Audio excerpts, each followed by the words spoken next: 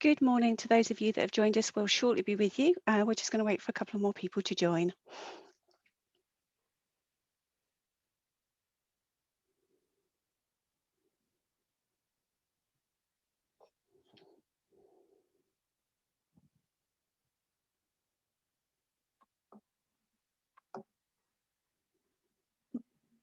Give it one more minute.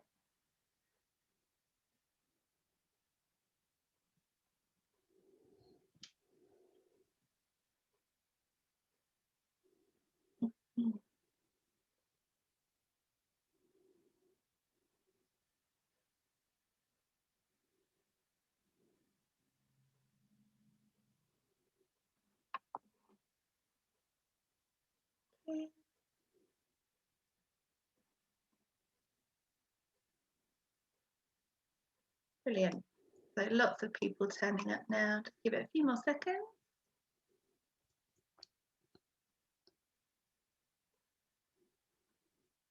Lovely. I think we'll start if that's okay. So good morning, everybody. Welcome to our free webinar on how to develop a successful induction process in your business. Just a quick note to say that everybody that's signed up today to attend will get a copy of the recording in a few days' time. So obviously feel free to take screen grabs, make notes, etc. But you will get a copy to be able to refer back to at a later date, just to make it a bit easier for you to be able to sit back and relax and enjoy and engage.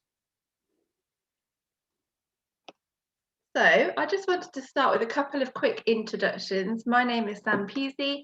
I'm the head of marketing at the Curve Group, but it will be my colleague Anna Clapton, who's the head of our HR consultancy service area, who'll be presenting the webinar to you today.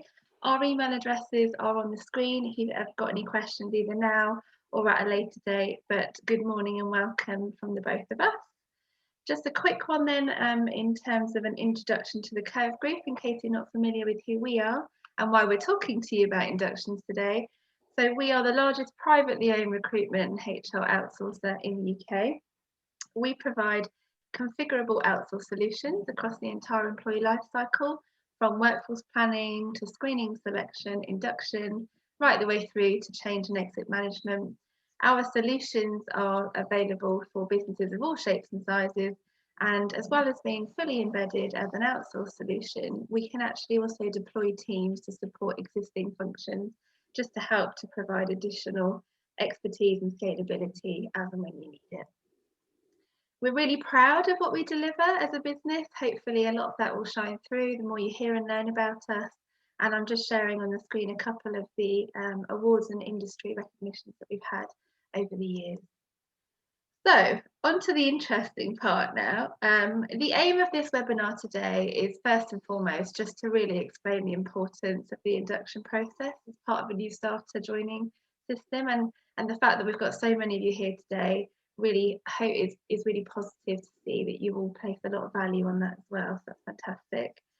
The second thing that we really want to draw out is actually that it's not just HR's responsibility to make the induction process go well, and it's actually not just the line managers either. There's a whole team and a whole community in a business that really needs to come together to make it as seamless and successful as it needs to be, and Anna will talk about that later. And then lastly, we will share an example of what good looks like, and so I'll come back on at the end of the webinar just to talk you through a case study that we have. So welcome. If you've got any questions at any point, do feel free to use the Q&A setting in the Zoom function. Otherwise, we'll have a Q&A session at the end and we can open up mics. Otherwise, if you don't want to ask questions in front of everybody else, then obviously feel free to get in touch afterwards in your own time. But Anna, over to you.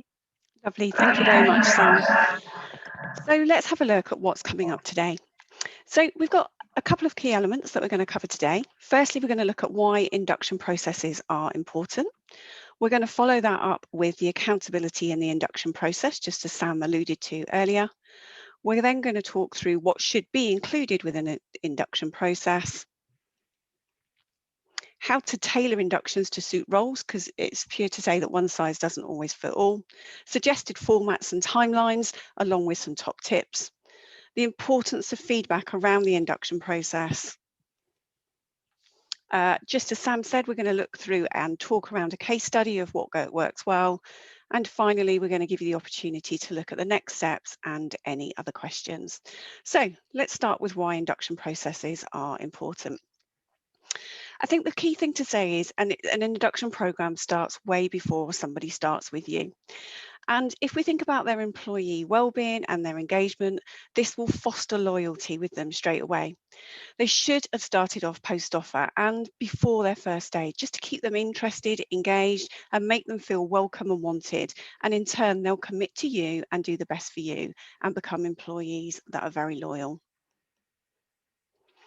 So, give them the right tools to do the job. Make sure that when they join, they've got access to the technology that they need, the software that they need, the people that they need, and all of the systems from day one. They need to be equipped with what they need to do to get the job done.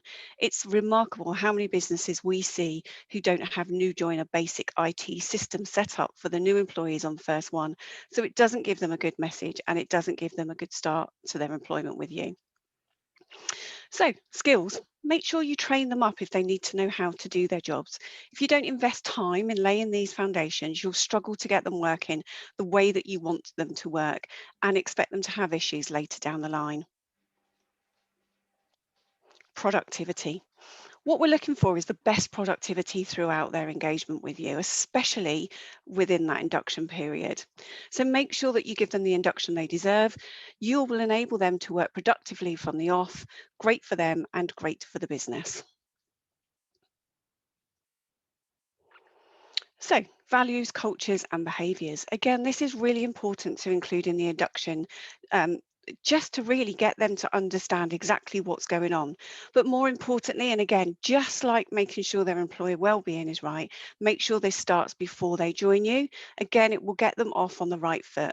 And you're working towards those expected behaviours means that you'll all be working towards the right culture within your organisation as well. So, delivering a really strong induction will demonstrate quickly to the new starter how committed you are to new employees, and this will help you to recruit future talent as its support will reinforce your positive employee brand, especially important if you have referral schemes and as a good source of talent or are competing in an area which skills are in demand. This helps your business to stand out from the crowd and from others. And just remember, social media nowadays isn't just for existing employees or employees that have left. So if you think about things like Glassdoor, people can go on and put comments on while they're working for you and throughout their induction period. So compliance, always one that no one ever feels very sexy about, but it is really clear and it's really important that compliance is important. And this is just isn't about health and safety. This is about the workplace. This is about things like display screen equipment. This is things about if you're in a regulatory environment, what do they need to know? What can they do? What can't they do? And I think finally and most importantly, if we have a really good induction program, then it is proven that you have reduced attrition.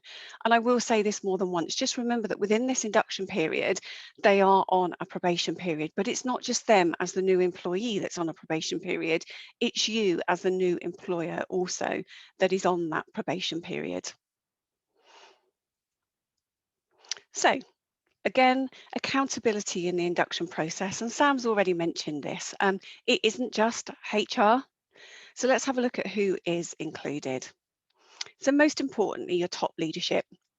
They need to enable teams to make time for them. So it's really important that they are recognised from everybody within the business. They need to lead by example and demonstrate the importance of inductions. They also need to make time to deliver their own induction. It will go a long way inspiring the new starters if they can be the people that are sitting in the hierarchy of an organisation, joining in and making time to bed them into the business. HR. So lovely HR. Inductions start long before an employee's first day, as we've already mentioned. Um, before they actually clock in. So HR are the link between recruitment and onboarding, and they can help line managers to get all of the paperwork right, the processes in place, and make sure that the process is smoothly executed. And if you're not lucky enough to have an internal learning and development function or a function that solely looks after your inductions, then obviously HR will play a part in this, but it purely isn't down to them. So you as a line manager are responsible for making it work, pulling all of the pieces of the jigsaw together so that they know that the new starter will be in the right hands in the right place. Line managers need to take the accountability for this, albeit you'll need to use your colleagues around you, but please do make sure that you are taking responsibility for those new individuals that are joining within your team. As we've already mentioned, learning and development functions, if you are fortunate enough to have one, then please make sure that they are designing the right process, it's in the right format, the content signs off with the line managers and the HR to ensure that the content is delivered effectively and that it is fit for purpose. So our lovely ICT departments, they need to be on board to provide all of the new starters with the necessary tech and access to the systems required. It's often one of the areas that we do see fall down. So please liaise with the particular department that's getting all of your computers, your software, your access ready, and make sure that you've got your internal timelines agreed so that you are not asking them to do something literally 24 hours before someone starts. So something that we do here at Curve, and I know a number of organisations do it, is the functional areas. If your process includes induction sessions with other key business functions, i.e. IT, finance, head of sales and development, those kind of areas, then there need to be people within these teams who are accountable for the delivering the effective induction sessions to educate the new starters. All they need is about a 20-minute stopgap just to say, this is what our function does, this is how we can help you, this is what we can do to support you. And again, that really does go a long way. And finally, the team and a buddy. So again, depending on the size of your organisation, as a line manager, you want your team to be a successful element within the business. It's therefore always a good idea to ensure that your existing team are warm, welcoming, supportive and ready to help and guide the new employees. Consider putting a buddying system in place to help with their transition. Consider that buddy giving them time to kind of embed and welcome those new members of teams as well. So, basics to include in an induction program. So I'm just going to come up with a list now, but please can I just say that this is not an exhaustive list. I'm sure you could, if you sat and looked at this list, then you can come up with things that we haven't put on here. But the basics of what we would suggest that you include are absolutely here. So it's the welcome, the introduction, the company overview, health and safety, office tour, if and when applicable, depending on when you're able to go back to your offices, HR and finance processes, systems, timesheets, expenses, all of those things that form some of their basic hierarchy of needs. Their technology and infrastructure. How does your telephone system work? How does your CRM system work? How does your intranet work? What does your own internal website look like? Some of the mandatory stuff, please don't miss this off and please make sure that it is built into their kind of induction. Everything from GDPR to display screen equipment to diversity and inclusion. And again, that's just a short items. There's a lot longer things that they need to do. Make sure that you include their values, their culture and behaviours. Make sure you include introducing the rest of the team. And I'd suggest you could do that as early as day one. And then maybe at the end of week one, doing a virtual Teams drink or a team celebration. On the job training, and just include as many pictures and pictorial things as possible to make them feel included and welcome, especially in this virtual environment that we're working through currently. So we've already mentioned that one size doesn't fit all, so let's have a look how to tailor your inductions to suit various roles. So let's start with your operational delivery people. These are your bottom line staff that come in high volume, process driven, and really do keep your organisation going. What we would suggest for these individuals would be process training, systems training, talk around targets, key performer indicators, and definitely to have a buddy scheme in place. When we start to look at the more kind of senior roles, I think as we move through, we look at middle management. And for these individuals, we would look at quality assurance, line management, troubleshooted, things that are more specific for their roles. And again, account management, process training, team management, MI and reporting. And unlike the operational delivery side, which would be much more in cohorts, if you had more than one individual starting at once, then what we would suggest is this is one-to-one or maybe one on a few people, just to make it that little bit more senior and a little bit more engaging. And then finally, your senior leadership. So this is what we're talking about, is a senior leader, even up to C-suite individuals. For these individuals, we need to look at the strategic direction, whether or not they've got P&L responsibility, what is their autonomy in the company, and again, the list is exhaustive on what they could be doing. But for them, we would seriously consider things like a 90-day plan. So what does their first 90 days within your organisation look like? Coaching, who's going to support them? Just because they're a CEO, they still need support as well.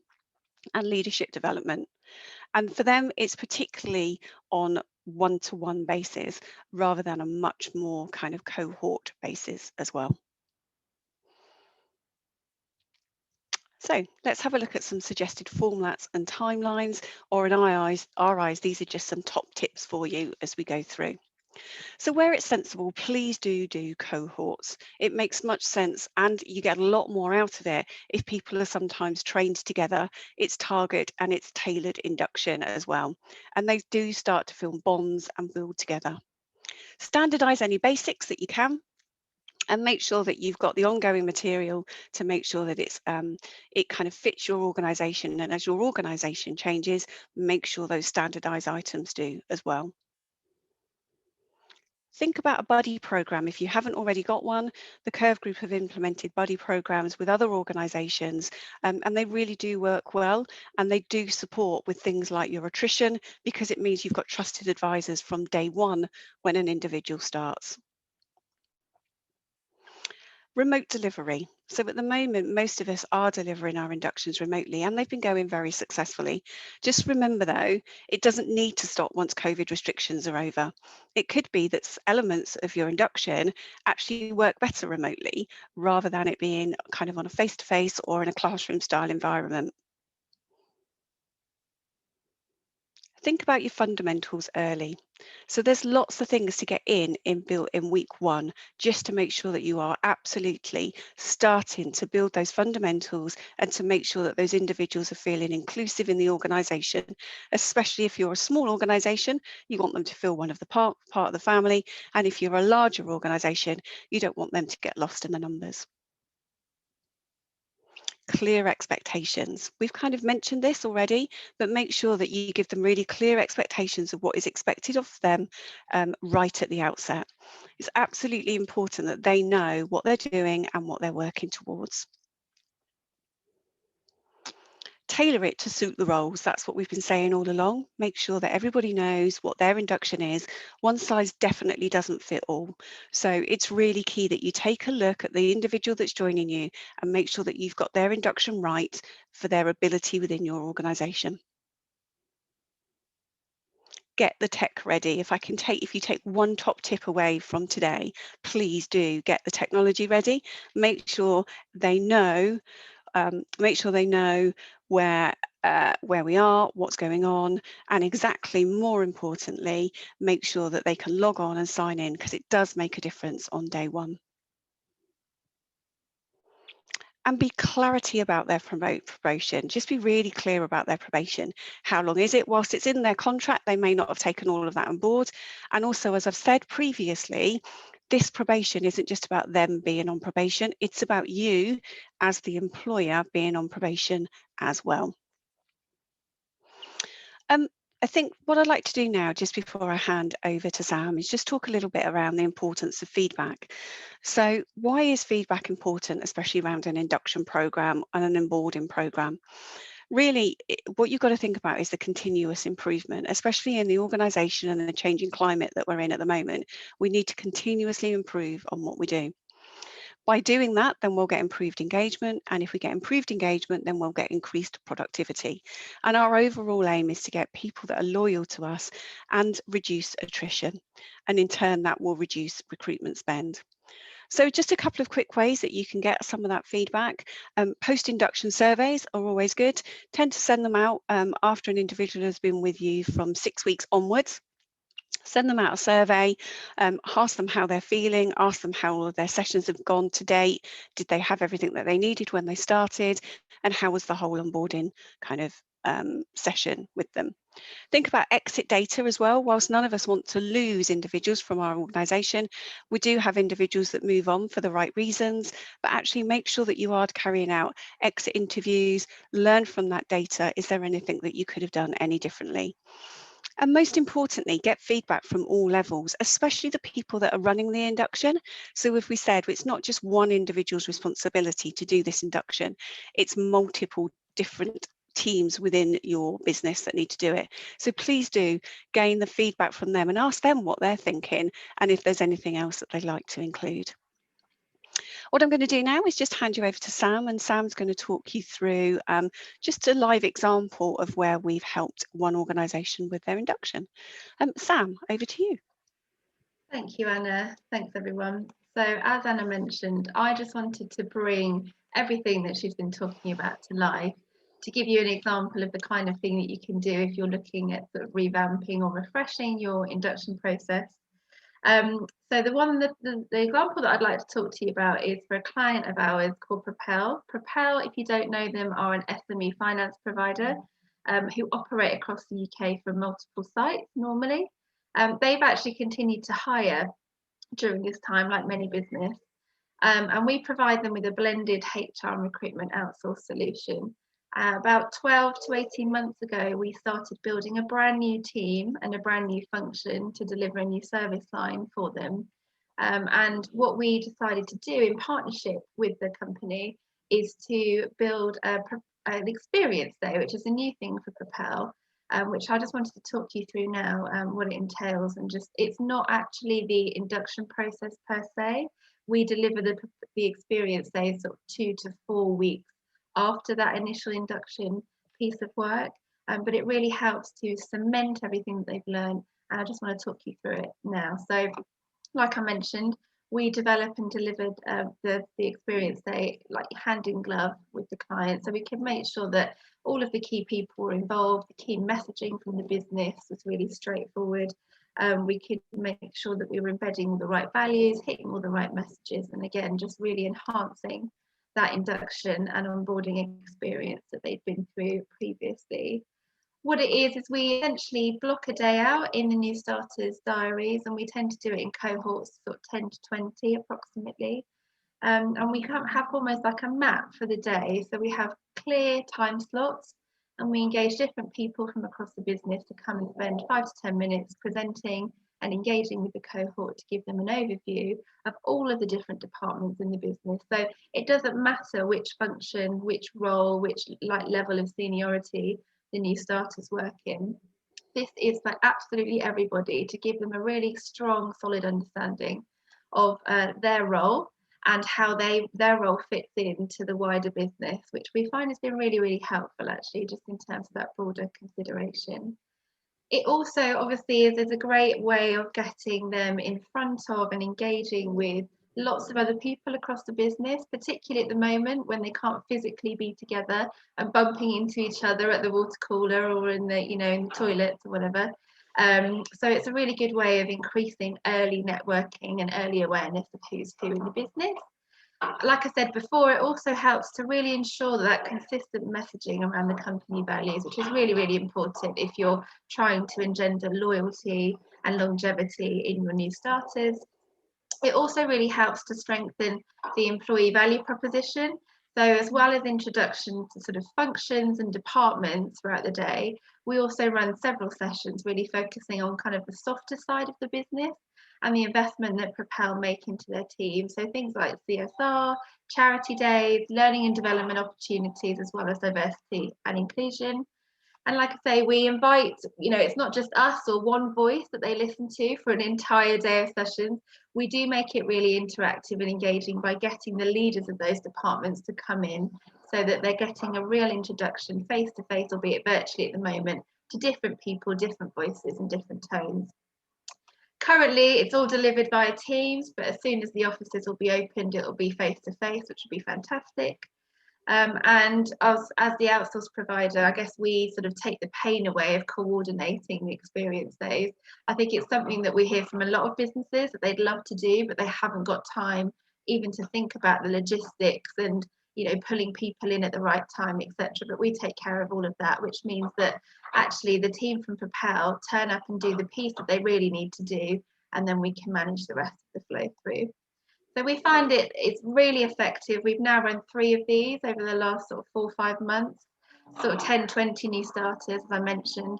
And I've just flashed up on the screen. I won't read every single one to you, but this is all feedback direct from the participants. And what's obviously really pleasing to see is that the whole reason that we've put this together with Propel is very much coming out the other side. So we get lots of really positive feedback from the people that participated, and they're really feeling like they are being invested in. Even if they are frontline staff, if they're volume roles, we're taking the time along with Propel to really make sure that they feel aware and engaged and embedded within the organisation. And again, gives them a really kind of concrete understanding of what their role is and why it's important. So that's it. Thank you, Anna. Over to you. Lovely. So let's just have a look now, just before we conclude the session, just around some next steps. So what I've brought up here is basically something that's very simple. For us, it all starts, you could start anywhere on this circle, but I'm just going to start to make life easy on the review option. So for me, it's review what you've currently got, review what processes you have. Are there any checklists that you've got currently that need updating? What do you do before a new starter joins? What do you do when they start? Who currently orders all of the tech? What currently is covered in induction? What content is shared, presented? So have a really in-depth review of absolutely everything that you've currently got in a collateral-wise. Go out to the organisation and gather feedback, and if you have been taking on new starters throughout the pandemic, then ask them what their induction was like. What would they like to have seen more of? Is there anything else that they wanted included? Would a buddy program, if you haven't got one, been kind of useful? Once you've got that feedback, then identify the improvements that can be made. It could be that your tech department are saying, we just need a little bit more time. It could be that a buddy program is something that they want, but just think about the feedback that you've been given and then make sure that you identify those improvements. Then take action and actually action anything that needs to be done off of the back of that. And most importantly, communicate to the organisation that you've made those changes to induction, why you've done it and what the benefits are for all. Train people if they need to be trained, just to make sure that everybody's comfortable and happy. It's all very well us saying that we can run training sessions on this platform, but some people may not have done that before. Some people might not be as comfortable as others if it comes to talking about their department. And then finally, embed any of those changes that you've made just to make it part of the new heartbeat of what you do. And then really it is as simple as starting all over again. So run it for a little while, find out what works well, review, gather the feedback, and then just keep evolving it in line with your organisation. Sam, anything from you? Thank you, Anna. So that brings us to the close. We promised short and sweet, 30 minutes, and we're 3 minutes ahead of time. So hopefully that's been useful and informative. We've got lots and lots more content that we'd love to share with you, but we don't have the time, unfortunately. But if you do have any questions, we will be able to either take them now via the Q&A function, or you can open your mic if you're feeling brave.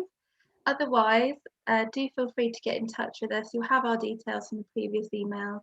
And like I mentioned, everybody will get a recording of the webinar in the next couple of days, so you can watch at your own pace and reach out at any point. So I'm just going to pause for a minute to see if we get any questions through. No? Fine, that's okay. Like I say, any point, any time, you should be able to reach out to us via either social media or via the emails, or the phone number that you'll find in the emails that you got the registration link to. So thank you. And just before we go, I just wanted to reiterate that given the fact that this is our bread and butter and we're incredibly passionate about it, we can absolutely help you, regardless of what size your business is, where you are with your induction process. Maybe that you don't have one yet, it may be that you've been rolling one for a while and you want to look at refreshing, but we can help to either design, train out and deliver induction processes, buddy programs, as well as tailored learning and development programs. So some of the recent L&D programs that have been really particularly sort of hot topics, the things around sort of high performing teams, obviously remote working and various bits and pieces like that. So there's definitely lots of opportunity to think about how you can really make that induction process smooth and seamless. But do reach out if we can help with anything at all. And then very quickly, before we close, just wanted to bring up the list of the next webinars that we have. So same format, similar time. The next webinar that will be going live shortly for sign up, you should get details in the email that will come out soon, is on the 25th of May, and it's really focusing on HR data and how to use data analytics in your business to really drive your strategy and make improvements to help you to meet your wider strategic business goals. Then in June, we're looking at managing poor performance and practical strategies that you can apply to improve that in your business. And then in July, we'll be talking about emerging talent and future leader strategy, which we're really excited about. We've recently taken on a cohort of new trainees in our own business. So this is very close to our hearts at the moment, and we're very passionate about creating future talent and supporting and nurturing. And then we'll take a break for the summer, but we'll be back again in September with some more topics. Brilliant. Thank you, everyone. We're delighted to have you today. We hope you found that really useful. And like I say, if you need any help or support on this topic at all, do feel free to reach out. Otherwise, wishing you a lovely day, and we'll speak to you soon. Thank you.